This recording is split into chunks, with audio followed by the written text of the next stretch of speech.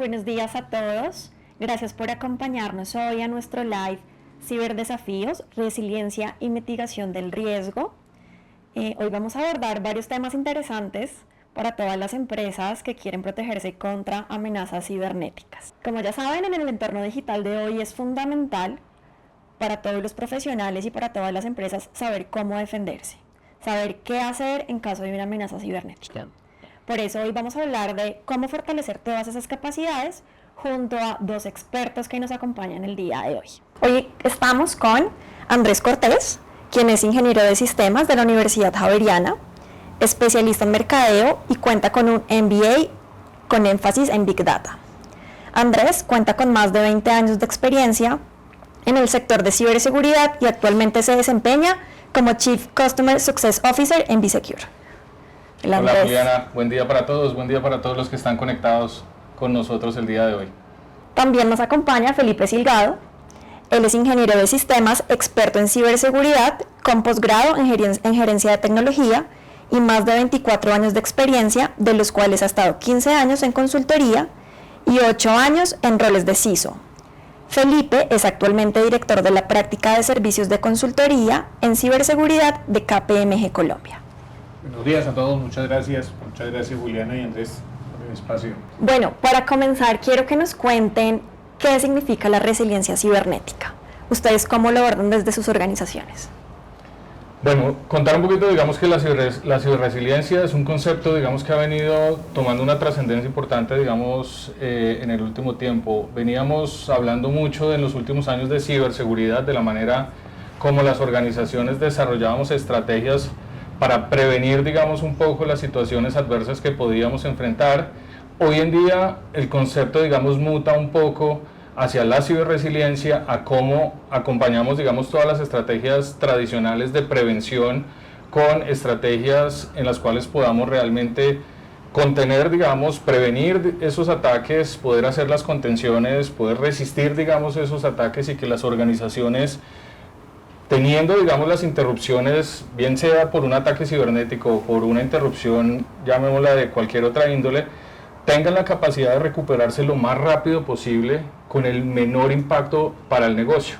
Hoy en día yo creo que tenemos que pensar más desde la ciberresiliencia, cambiar un poco, digamos, la manera como estamos abordando el tema de ciberseguridad, y de nuevo todo está enfocado a entender que eventualmente vamos a tener una situación adversa en nuestras organizaciones, y quienes realmente vamos a salir más con menor impacto somos aquellas organizaciones en las cuales tenemos mayor preparación, digamos, para afrontar este tipo de eventos.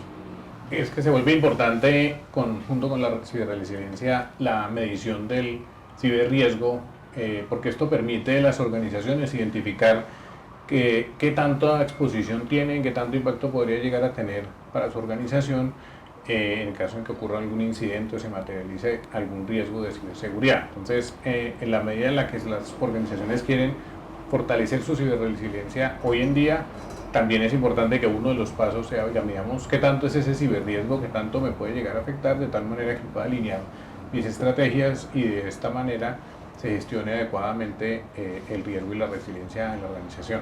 Así es.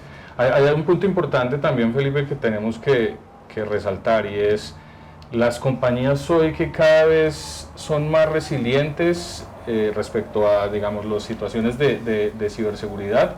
Definitivamente tiene una ventaja competitiva también en el mercado, porque hace que se vean o se noten como compañías más confiables frente a los clientes, proveedores, terceras partes, todas las, digamos, cadenas de suministro que también lo componen. Y obviamente esto, pues, es importante en la reputación de las organizaciones, ¿no?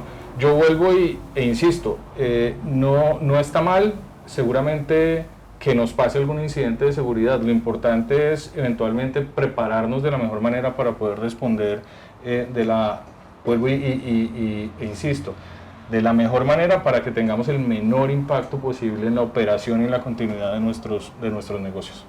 Bueno, perfecto, gracias por esa explicación, pero quería retomar algo que dijo Felipe, y es enfocarnos un poquito en la cuantificación del riesgo. Contémosle a la gente de pronto cuál es esa conexión entre resiliencia y mitigación del riesgo. Bueno, yo creo que el tema tiene una conexión profunda. en los temas de ciberseguridad, el riesgo, digamos, es la base donde partimos también para poder realizar todas nuestras estrategias. Y digamos que toda la base del riesgo está en que nosotros podamos precisamente pues identificar los riesgos que tienen las organizaciones, poder hacer las evaluaciones, digamos, de esos riesgos, poder priorizar los riesgos que enfrenta la organización y poder tomar algunas estrategias de mitigación. Ahí es donde tiene una conexión importante la resiliencia con las estrategias de mitigación, porque definitivamente si hablamos de ciberresiliencia, les mencionaba anteriormente, es cómo nos preparamos de la mejor manera para anticipar ese riesgo. Y la preparación conlleva, por ejemplo, a poder identificar cosas que hoy en día nos suceden, y es dónde están los activos de la organización con mayor valor, a qué riesgos están expuestos también, y claramente se vuelve, digamos, un mix de las dos, o una conexión importante, digamos, entre las dos situaciones, en que lleven a que la probabilidad de que ese riesgo se materialice y el impacto que el riesgo que ya está, digamos, determinado, pues sea el menor, vuelvo y digo, hacia la organización, ¿no? Yo creo que hay una conexión importante. Tal vez la ciberresiliencia se vuelve en un multiplicador de esas estrategias de mitigación de riesgo hoy para las organizaciones. Sí, de acuerdo. Digamos, en la medida en la que las organizaciones hagan una buena planeación de su estrategia de resiliencia, y adicionalmente como fundamento se haga una medición del ciberriesgo, van a poder determinar cuáles son realmente las mejores estrategias. Hoy ya no, digamos, las organizaciones, pese a que ninguna quiere que le ocurra un incidente, ya digamos uno no pregunta qué tan protegida está para que no le ocurra, sino es en el momento en el que ocurra qué tan lista está para reaccionar. A medida que esa reacción sea rápida, sea oportuna, sea muy bien manejada, la organización va a pasar un incidente como un hecho más que sucedió y puede tener un impacto, pero no va a ser tan grande.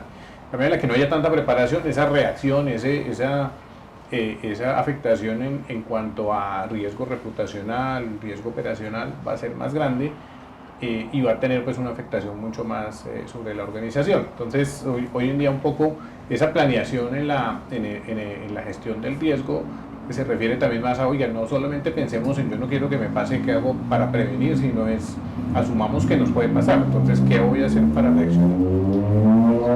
Felipe, vimos que recientemente KPMG Colombia lanzó un reporte sobre el tema. Cuéntanos un poquito más de lo que encontraron, un poquito más de esto.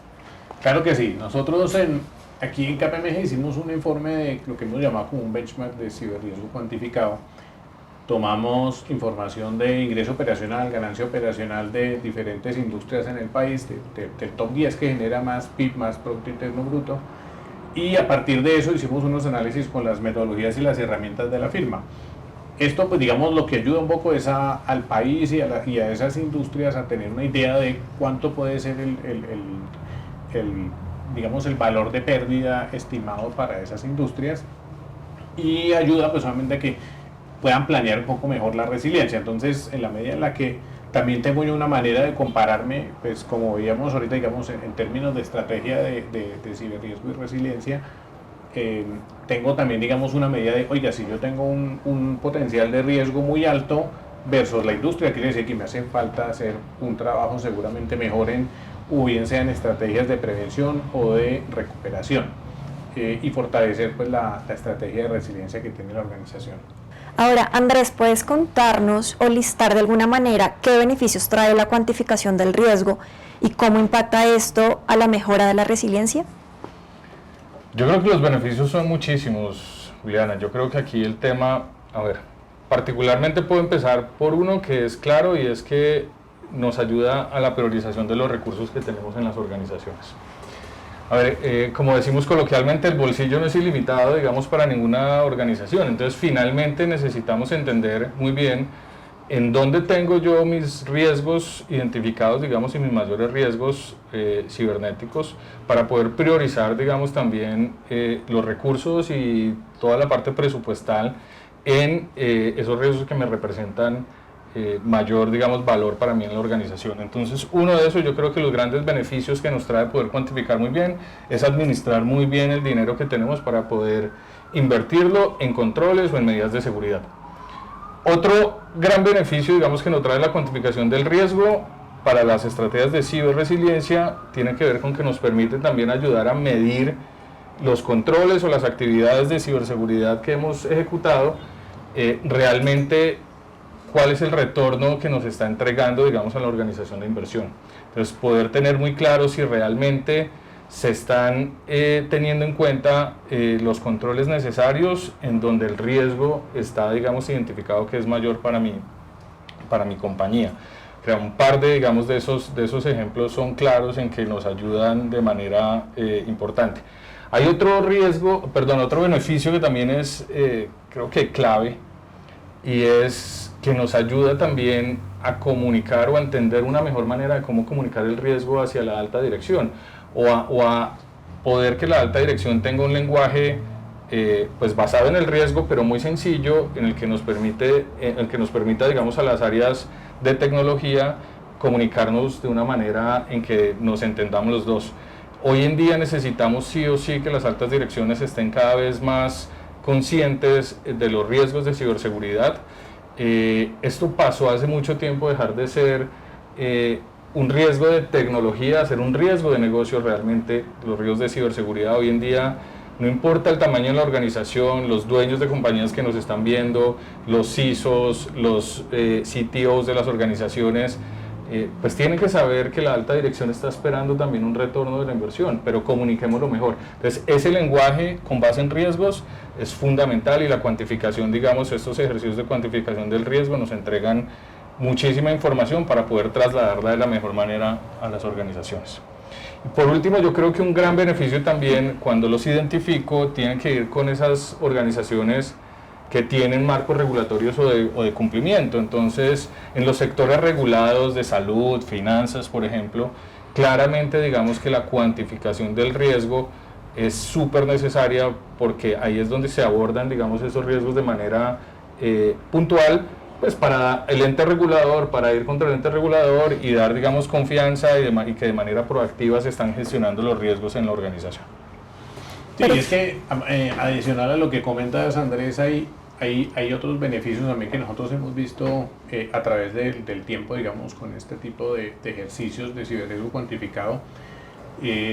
Digamos, complementando un poco lo que comentabas en términos del approach hacia las juntas directivas y la alta dirección, perciben muy bien que uno logre, digamos, hacer una medición del ciberriesgo, porque se vuelve un tema también de muchas veces el entendimiento de los riesgos técnicos, pues es muy difícil para ellos, pero apenas uno, digamos, habla más en torno a cuánto puede ser el impacto financiero, o cuál puede ser el impacto en su imagen, o impacto incluso legal que vaya a tener la organización, empieza digamos, a hacerle sentido y a tener un poco más de conexión. Adicionalmente, como otro de los beneficios, cuando las organizaciones van a hacer, por ejemplo, procesos de adquisiciones o fusiones, también sirve hacer una medición del ciberriesgo. Uno sabe entonces, oiga, esta compañía con la que me estoy uniendo o la que estoy comprando, qué tanto ciberriesgo, qué tanto impacto podría llegar a tener para saber qué tan fuerte es. Ese es otro, digamos, punto de beneficio. Cuando voy a hacer cálculos, por ejemplo, de pólizas de ciberriesgo, pues hacer la medición también me ayuda a determinar qué tanto debería yo pedir en una póliza, de tal manera que la organización pues realmente tenga un uso adecuado o tenga un valor adecuado el día que necesite utilizarla. Y finalmente, digamos, dentro de lo que es el marco del apetito de riesgo, pues ayuda a definir en la organización y qué tanto este ciberriesgo está controlado o no. Está dentro del apetito, no está dentro del apetito de las organizaciones que no lo han definido, pues claramente al definir cuál es su apetito de riesgo, pueden saber si a partir de la medición del riesgo, qué tanto eso podría o no podría llegar a ser material para la organización, y asimismo pues tomar acciones. Perfecto, me gustaría que nos enfocáramos en ese punto de las juntas directivas. ¿Cómo hacemos para hacerles caer en cuenta de que es un tema importante, de que es importante para el negocio? ¿Cómo desde las áreas de seguridad, riesgo, les vendemos esta idea? Sí, digamos, hay un punto importante en ese aspecto, Juliana, y es que, digamos, hoy en día el tema de ciberriesgo pues viene sonando en muchas organizaciones a partir de lo que está pasando en el mundo. Los informes, por ejemplo, del World Economic Forum muestran el ciberriesgo como dentro de la ventana de los siguientes 2 y 10 años dentro del top 10 de riesgos a nivel mundial.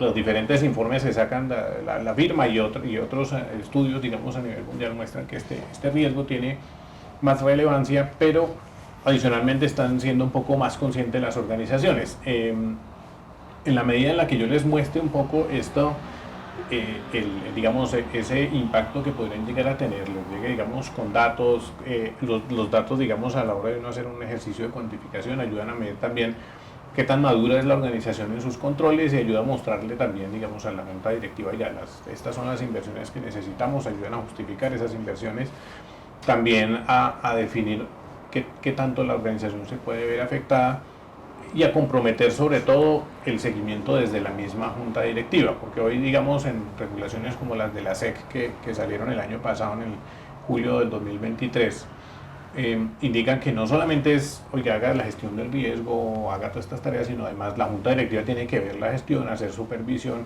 y dar también lineamiento. Entonces, en la medida en la que uno les lleva la información de cómo se puede ver afectada la organización, asimismo ellos también pueden dar lineamiento, decir, sí, listo, estoy de acuerdo, hago inversiones, mejoren estos controles y miremos cómo se ataca el tema. Sí, ahí yo creo que es muy importante el lenguaje, ¿no?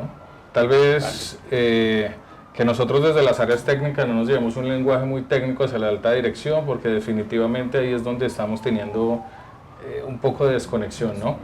Quizás el lenguaje basado en el riesgo desde las áreas, vuelvo y repito, técnicas, nos falta, digamos, desarrollarlo, un poco más de negocio, un poco de subirlo a qué pasa si, por dónde, digamos, es que debemos abordarlo para que realmente, como mencionas, en la alta dirección podamos tener esas decisiones más informadas, ¿no? Definitivamente con base, vuelvo y repito, en el riesgo, en lo que está pasando y en lo que puede o no, digamos, afectar a la organización. Creo que es importante ahí que todos tengamos en cuenta.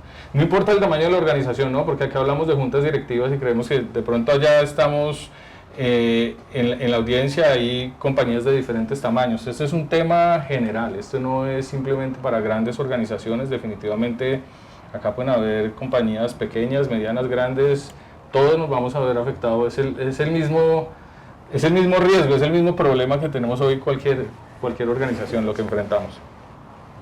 Perfecto. Ahora me gustaría que ambos me contaran de un ejemplo, de una brecha, de un ataque que haya ocurrido en una gran empresa y cómo de pronto el contar con una estrategia de resiliencia les permitió mitigar mejor el riesgo. A ver, yo voy a remontarme a una que tal vez, para no entrar en una local, pero que seguramente nos va a poner en el ámbito, porque recientemente hemos tenido muchas brechas de seguridad en organizaciones locales en Colombia, es normal, en el sector público, pero me acuerdo mucho, digamos, de una que sucedió en el año 2022 y fue al gobierno de Costa Rica. Al gobierno de Costa Rica, el grupo del actor malicioso Conti, un actor de ciberseguridad ruso, pues diseñó y llevó, digamos, un ataque contra el gobierno costarricense. Este era un tema que nunca antes se había visto realmente contra un gobierno completo. Fueron más de 30 entidades las que fueron afectadas, digamos, en este incidente. Y lo ato, digamos, porque a nosotros en Colombia también hemos tenido situaciones en organizaciones gubernamentales que nos han afectado.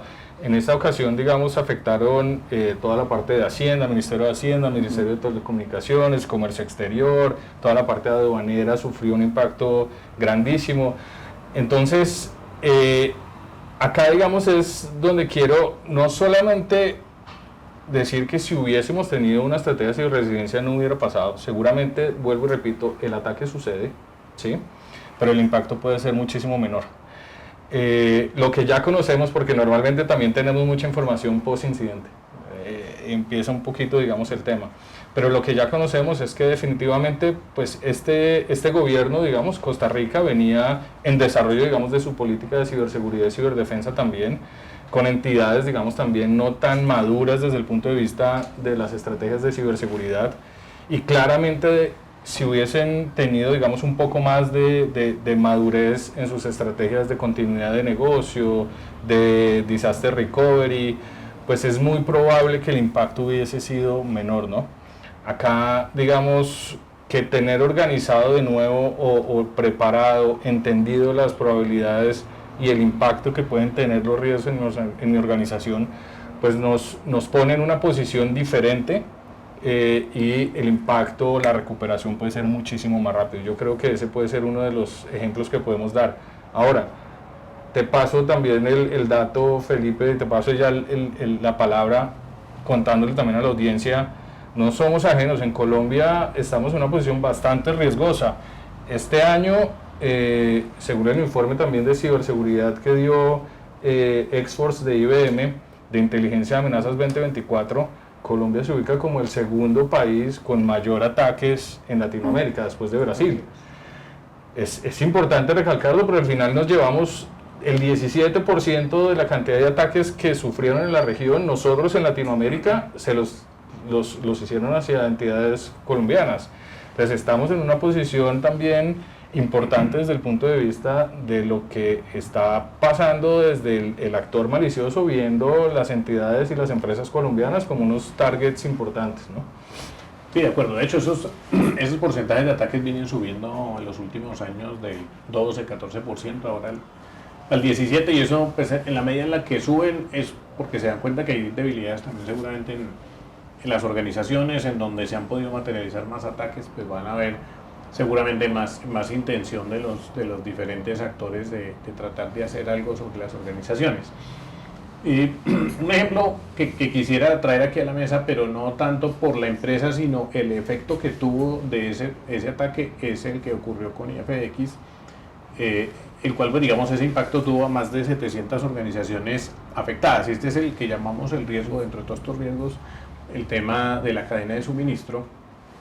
Entonces aquí no tanto viéndolo desde la reacción que tuvo la organización ante ese ataque, sino cómo las organizaciones que se afectaron tenían o no sus estrategias listas para mantenerse operativas, para mantener su imagen, porque entonces aquí tuvimos afectación de empresas del gobierno, empresas privadas, empresas de varios países, no solo en Colombia, y esto, pues, digamos, lleva un poco a pensar en esas estrategias que tanto las organizaciones están viendo su cadena de suministro, esos terceros que le prestan servicios, que tanto les están exigiendo, que tanto están viendo ese ciberriesgo para ellos, porque muchas veces las organizaciones se preocupan por hacer toda la gestión, por implementar controles, porque entonces soy regulado, entonces se implemente mucho, pero luego si esa estrategia no la tienen también los terceros, los aliados con los que trabajo, pues también puede haber en algún momento un punto de debilidad, digamos, allí que lleva a que uno de estos riesgos se pueda materializar.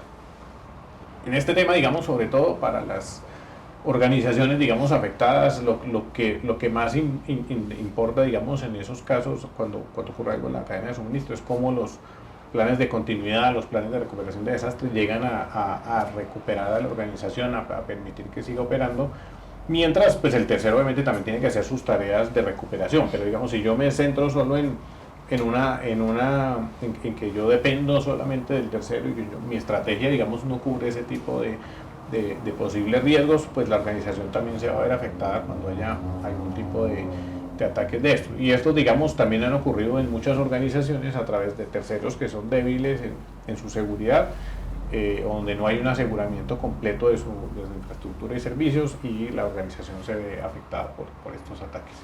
Entonces, pienso que ese caso también es importante tenerlo presente hoy en día, porque por allí es por donde pueden llegar también los ataques.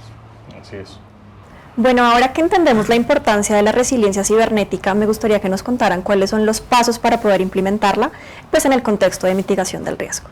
Digamos que no es que haya un 2, 3, 4, 5, no como pasos, digamos, como tal. Yo creo que lo primero, digamos, que tenemos que tener en cuenta es que debemos conocer, digamos, cuáles son los activos que tiene nuestra organización. Uno de los grandes inconvenientes que tenemos también hoy en las organizaciones es que desconocemos realmente cuál es la superficie de ataque que tenemos en la organización.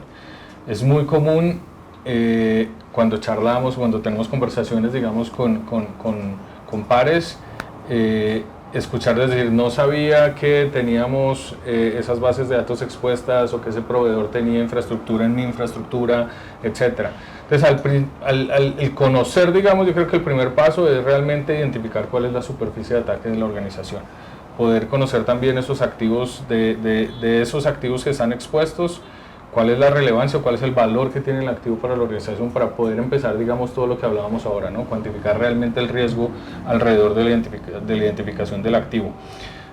Un segundo paso, digamos, que propongo y creo, digamos, que puede ser muy importante también, después de la superficie de ataque, es poder establecer, digamos, no de una vez irme a los controles, sino quizás empezar a conocer, con base en los activos que tengo, cuáles pueden ser las amenazas en las cuales se puede ver afectada mi organización. ¿Cómo me preparo desde el punto de vista de gobierno, antes de entrar, digamos, al control, a invertir ya en comprar tecnología, en comprar quizás entender desde el marco de gobierno qué puede pasar con esos activos, ¿no?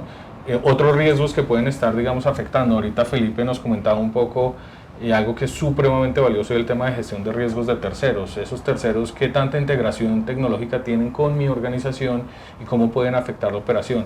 Entonces, una vez que yo entiendo, digamos, el negocio desde la parte tecnológica, pero también desde el riesgo, me preparo, construyo toda la parte de procesos, políticas, etcétera, puedo después pasar, digamos, quizás a una etapa un poco más de control, ¿no? De ejecución, quizás de tecnologías para enfocar, digamos, esa prevención.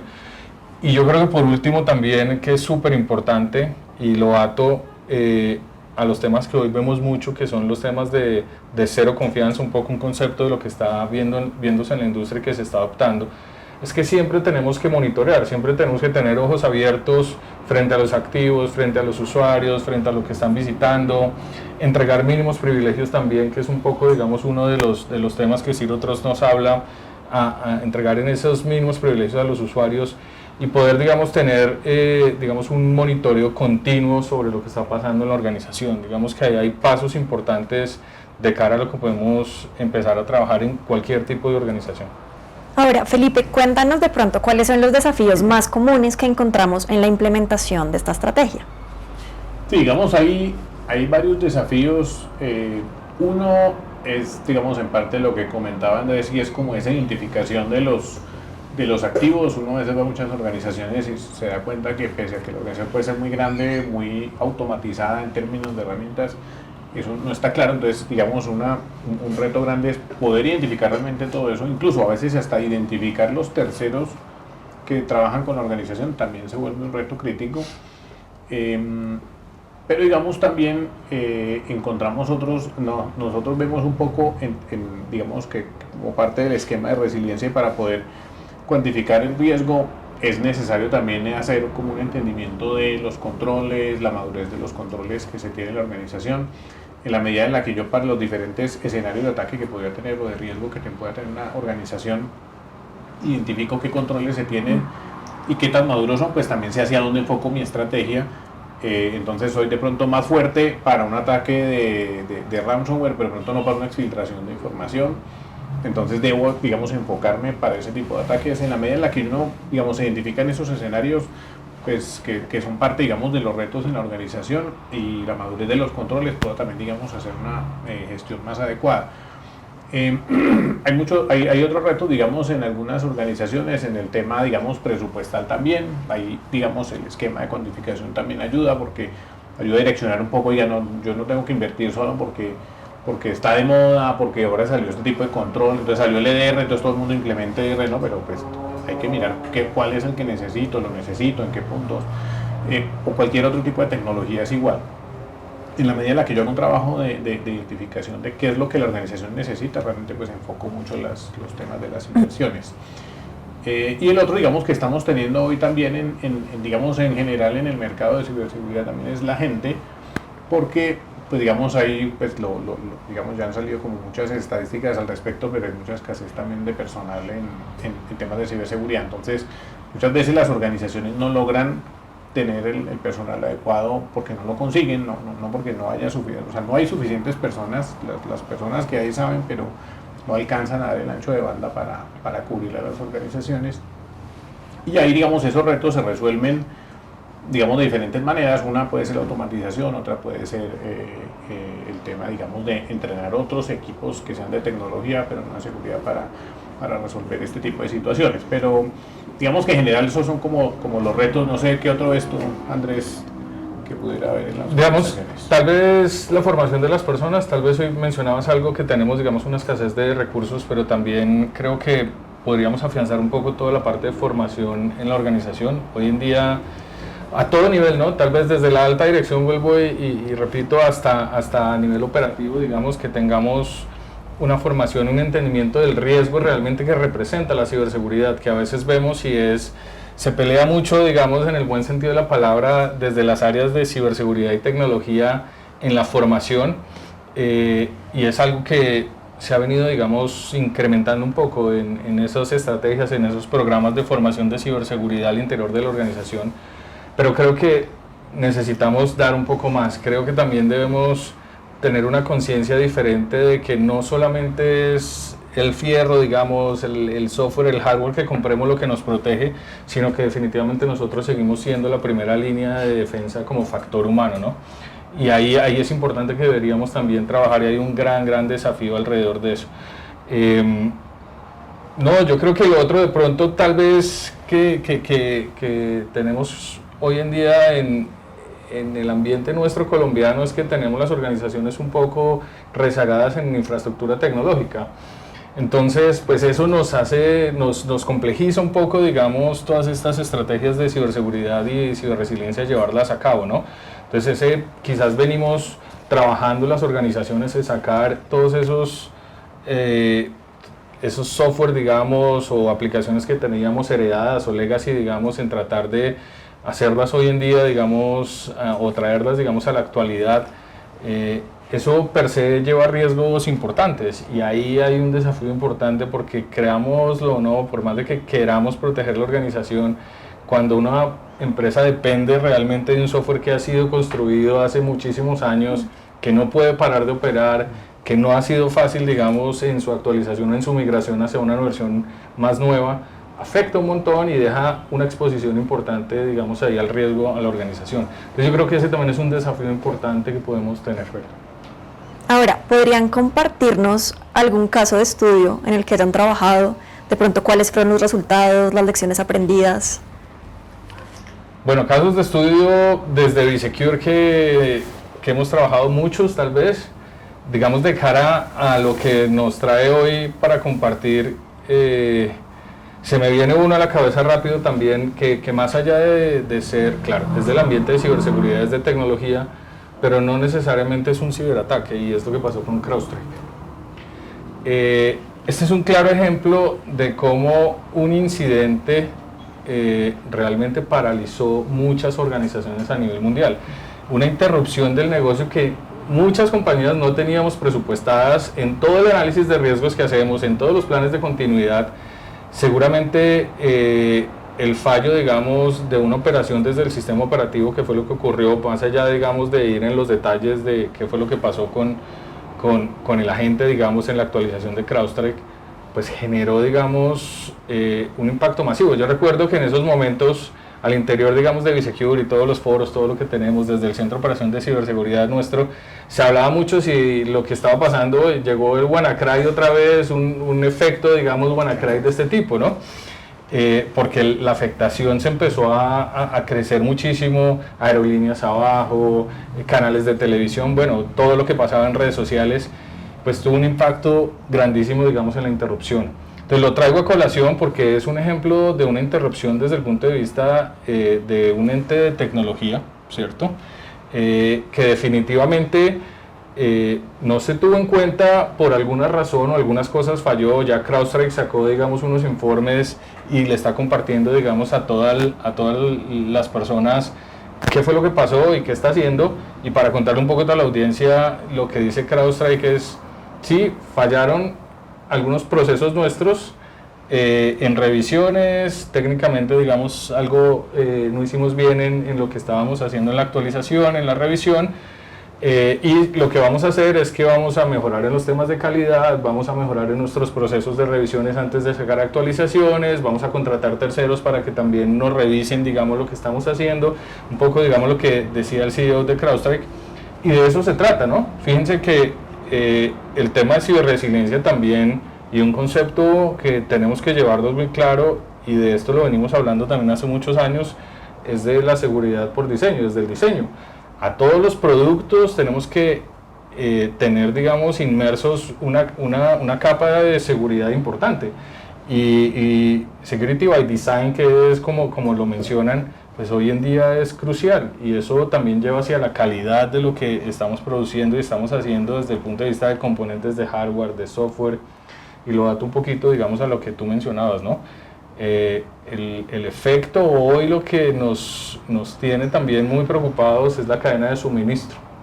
cómo los riesgos en la cadena de suministro me van a afectar, digamos, a mi organización.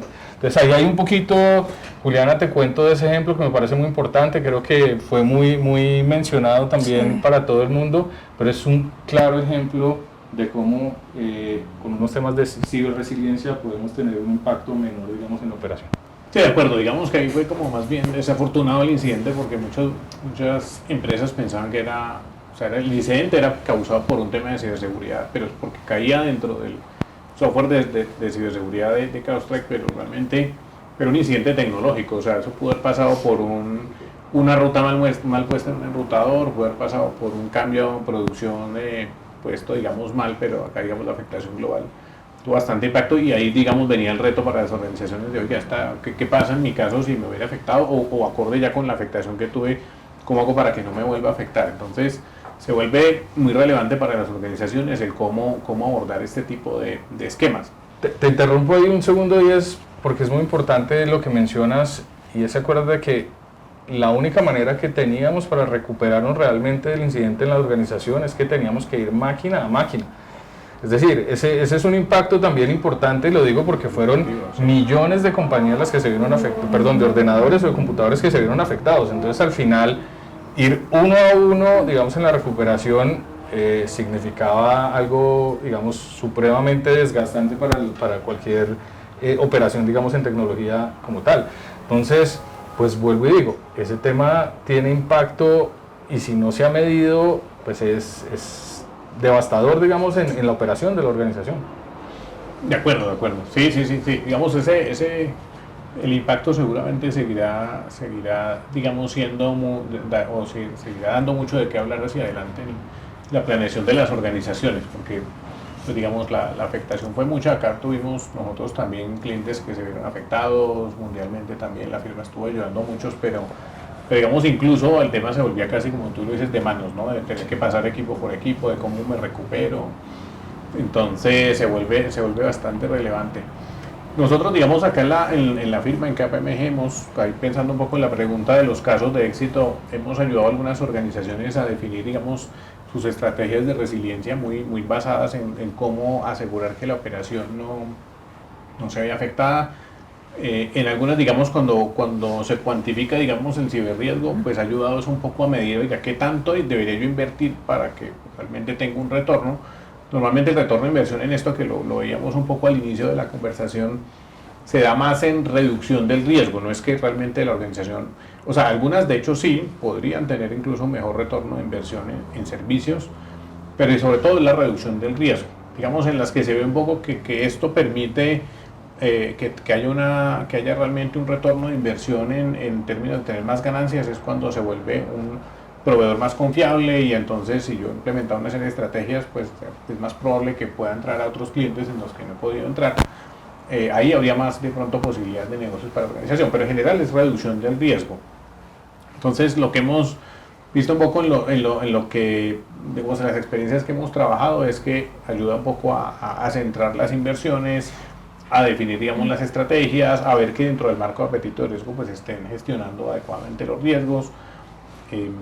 También, digamos, a tener para la alta dirección y para la junta directiva una visión más clara de lo que está haciendo la organización para evitarse que ocurran problemáticas o afectaciones por incidentes, pero también qué tanto se puede reaccionar. Y en la medida en la que yo les muestro qué tan rápido podemos reaccionar, qué tan preparados estamos, pues también las juntas directivas se van a sentir más tranquilos de que estamos haciendo una buena gestión, estamos preparándonos.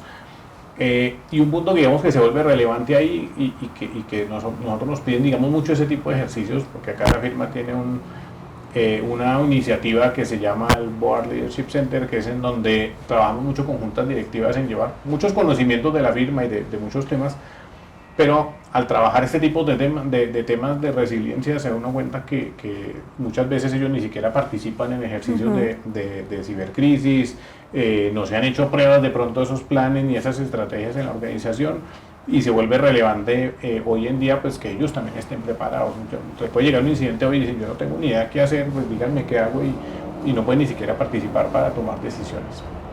Entonces este punto se ha vuelto también muy relevante hoy en día el tema de cultura y sensibilización también incluso desde las mismas juntas directivas. No, perfecto. Y finalmente quiero hacerles una última pregunta. Y de pronto, a manera de resumen de todo lo que hemos hablado, ¿cuáles son esas medidas claves que deben tener las organizaciones para asegurar una recuperación rápida y de pronto para minimizar lo mayor posible el impacto? A ver, yo te menciono dos. Uno, identificar las amenazas que tienen mayor impacto, digamos, en mi negocio y trabajar sobre ellas. Yo creo que ahí es clave. No hay recursos para todo, lo que tengo que enfocar realmente es en el riesgo y en el dinero que tengo. Yo creo que esa es una medida que podemos adoptar cualquier tipo de organización, digamos, llámese que con software comercial o con actividades, digamos, de software libre, etcétera. Dos, creo que sí tenemos que trabajar mucho en nuestros planes de respuesta a incidentes, en la construcción desde el proceso, en las pruebas. Mencionabas algo de ejercicios, por ejemplo, de tabletop. Hoy sí, venimos, digamos, teniendo, digamos, mayor, un poco de tracción en ese tipo de ejercicios, pero es clave. Realmente hoy lo que podemos nosotros ver desde Bisecure es que hacemos muchas inversiones, pero no estamos realmente probando algunos escenarios en los cuales la organización se puede ver en riesgo. Entonces, definitivamente, cuando me pasa es que yo debo realmente, y esa es la ciberresiliencia, saber cómo voy a proceder, cuál es el paso a paso, qué tengo que hacer. ¿Es un ransomware? Yo ya hice un ejercicio previo quizás de revisión de cómo actuar frente a un ejercicio, a un ataque de ransomware en la organización. Tengo, digamos, los actores definidos, tengo las mesas de crisis definidas, tengo mi equipo de respuesta a incidentes que tiene que ser interdisciplinario, tiene que estar claro, digamos, con responsabilidades, con roles. Tengo que tener al área de comunicación, al área legal, al área de TI. Todos tienen que estar, digamos, interactuando de una manera integral para que realmente entendamos o hagamos, digamos, una adecuada gestión de la amenaza, digamos, en lo que está pasando. Entonces, yo creo que por ahí yo te puedo decir, Juliana, Felipe, son dos aportes que puedo decir y recapitulo. Uno, entender la amenaza para mi organización, y dos, trabajar y probar los planes de respuesta a incidentes.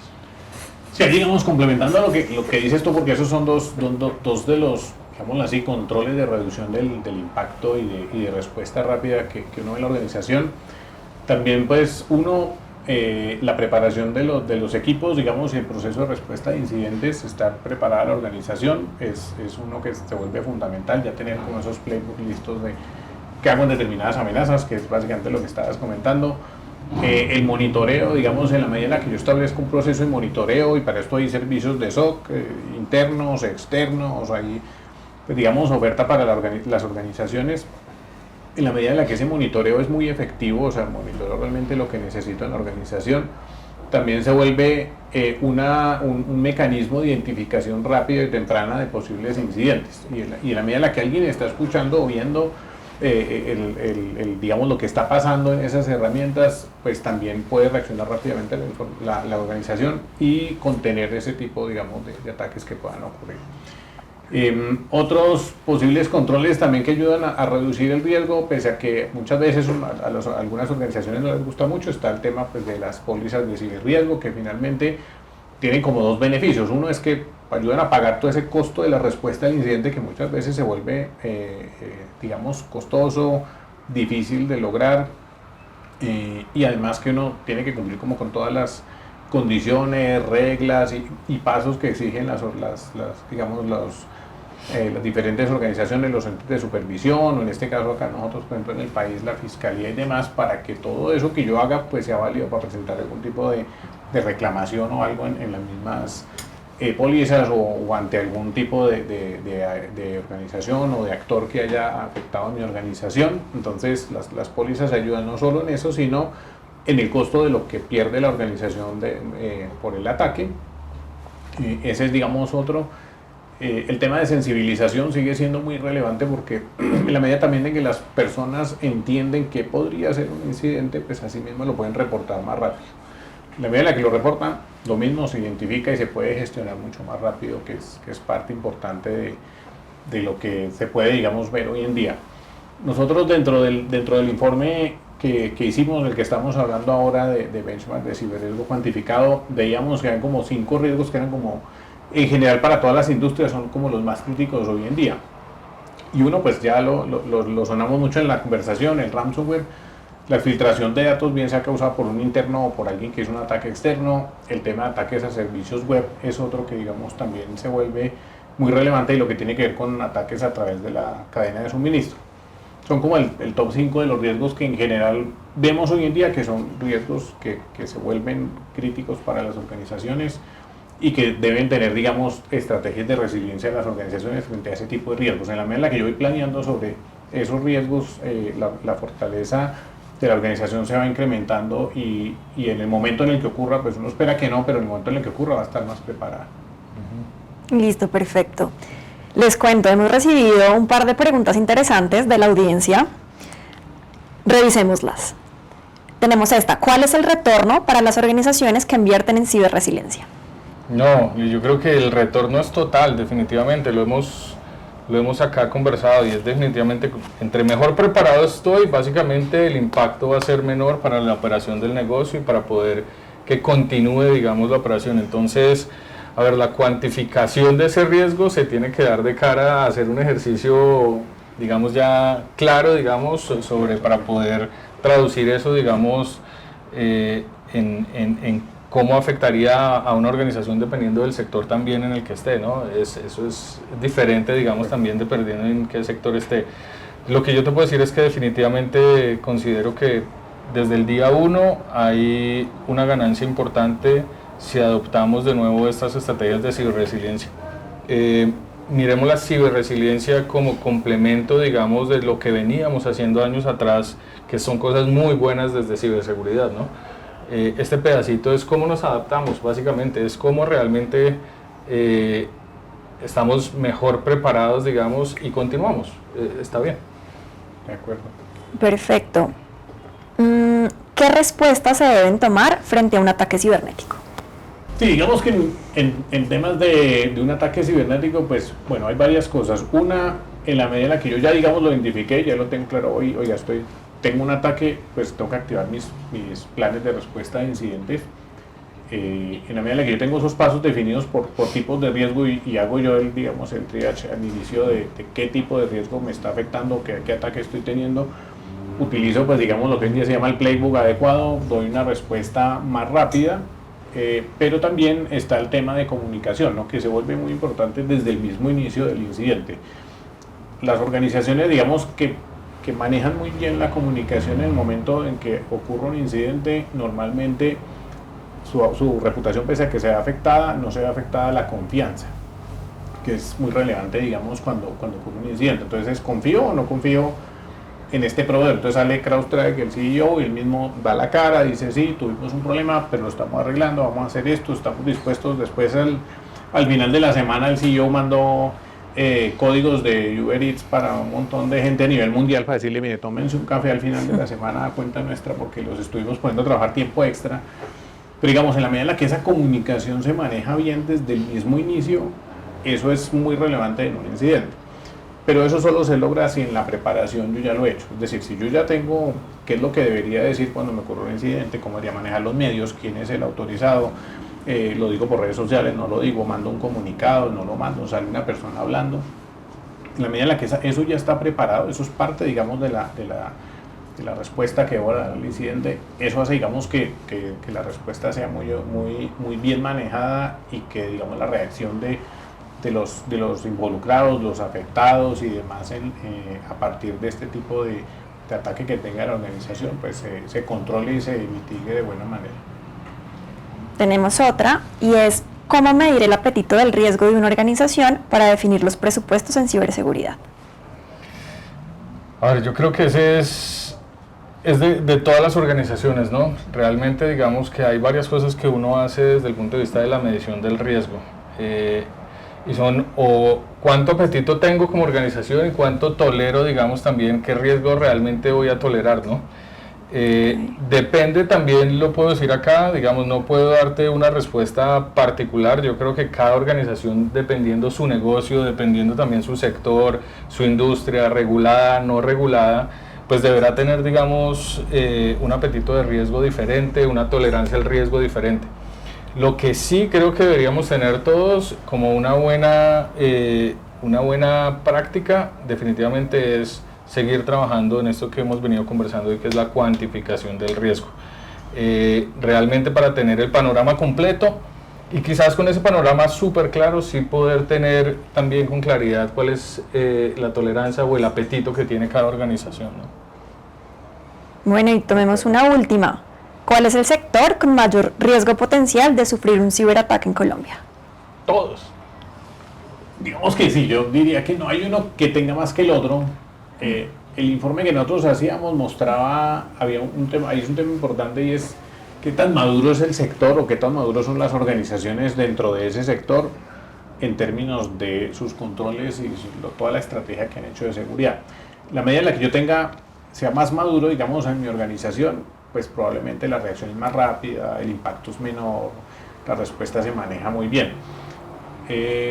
Ahí, digamos, en términos generales, en la medida en la que, digamos, uno aborda esto dentro de la organización, hace las mediciones de madurez y hace las evaluaciones de riesgo cuantificado, se da cuenta cómo esas mejoras que estoy haciendo están ayudando, digamos, a que se mejore. Entonces, como que, digamos, cada organización tendría que hacer digamos, sería como que tendría que hacer su evaluación para ver, oiga, de pronto uno puede decir, el sector financiero está muy bien blindado porque hay una regulación muy fuerte, pero uno puede hacerle suma al sector financiero y haber empresas dentro del sector que no estén tan bien necesariamente.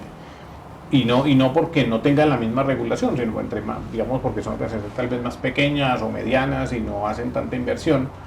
Y eso pues hace que no necesariamente hayan mitigado, tengan un nivel de madurez más alto. A la medida en la que uno haga como estas evaluaciones, también se da cuenta hacia dónde dirigirse para fortalecerlo. Sobre todo, digamos, cuando son infraestructuras críticas, ¿no? Que es que se vuelve muy relevante el tema hoy en día, que ya el país definió eso hace unos años, cuáles eran infraestructuras críticas, pero uno, digamos, en estos estudios nos damos cuenta que las infraestructuras críticas o las industrias que están, en donde están esas infraestructuras críticas no están tan suficientemente maduras para afrontar un ataque en el cual el impacto sea el menor. Y en este caso, pensando en infraestructuras críticas que pueden ser, digamos, servicios públicos, transporte, salud, entre otras, que no estemos, digamos, bien preparados, pues quiere decir que cuando ocurra algún tipo de incidente nos podría tener, digamos, una afectación no solamente a la organización y al sector, sino a nivel país. Sí, yo creo que el top no cambia mucho, ¿no? Año a año, digamos, se hacen muchos informes por diferentes entidades, diferentes compañías respecto, digamos, a reportes de brechas. Y ahí vamos a encontrar manufactura, vamos a encontrar financiero, encontramos sector salud, digamos, el top 4, top 5, digamos, no cambia. Pero yo creo que más allá del sector, lo que también tenemos que voltear la mirada es desde el punto de vista del actor malicioso, ¿no? ¿Qué está viendo también? Yo definitivamente, si fuese un actor malicioso, no voy a tratar de ir hacia donde me dificulta más llevar el objetivo de mi ataque, ¿no? Entonces, pues sea una industria u otra, definitivamente lo que el actor malicioso está mirando es dónde tengo una facilidad para llegar, digamos, y materializar, digamos, ese ataque. Hoy en día, pues seguimos teniendo una gran cantidad, digamos, de vectores de ataques que se están explotando. Los temas de la identidad hoy en día lo está explotando mucho, digamos, el ciberdelincuente. Cada vez vemos menos ataques, digamos, a ver, llamémoslo, o sofisticados, sí, pero no desde el punto de vista de la dificultad que va hacia la penetración, digamos, de la organización.